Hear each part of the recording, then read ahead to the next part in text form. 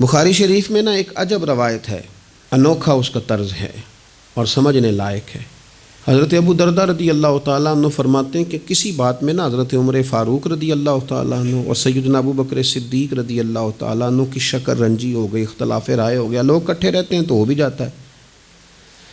آپ فرماتے ہیں اختلاف رائے ہو گیا تو حضرت ابو بکر صدیق فرماتے ہیں کہ میں نے پہلے سخت بات کی تھی، پھر مجھے احساس ہوا تو میں نے عمر سے معافی مانگی، لیکن سیدنا عمر کے مزاج میں جلال تھا، طبیعت میں، انہوں نے معاف کرنے سے انکار کر دیا۔ حضرت صدیق اکبر وہاں سے نکلے اور سیدھے نبی کریم کی بارگاہ میں حاضر ہوئے۔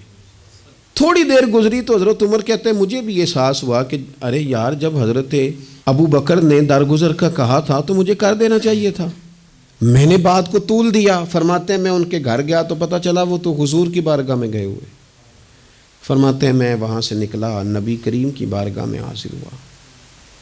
حضرت صدیق اکبر نے بات سنا دی تھی، یا رسول اللہ صلی اللہ علیہ وسلم مجھ سے ایک سخت بات ہو گئی، عمر ناراض ہو گئے، پھر میں نے معافی چاہی لیکن عمر نے معاف نہیں کیا۔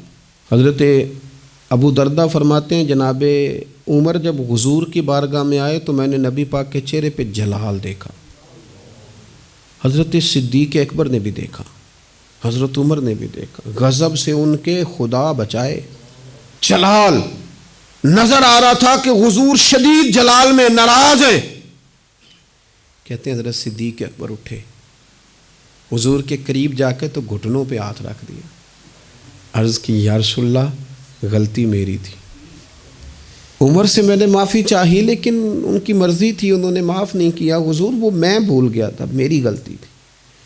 تو نبی کریم نے کس طرح کلام فرمایا، فرمایا عمر تمہاری قوم نے مجھے جھٹلایا تھا، ابو بکر نے میری تصدیق کی تھی، فرمایا لوگ تلواریں لے کے مجھے شہید کرنے نکلے تھے، ابو بکر نے سینہ کھول کے میرا دفاع کیا تھا۔ حضرت ابو بکر صدیق نے گھٹنے پکڑے، یا رسول اللہ میری غلطی ہے، حضور مہربانی فرمائے، میں کون ہوں مال خرچ کر سکوں، میری کیا حیثیت ہے، یا رسول اللہ صلی اللہ علیہ وسلم نہیں، وہ ایسی بات کوئی نہیں۔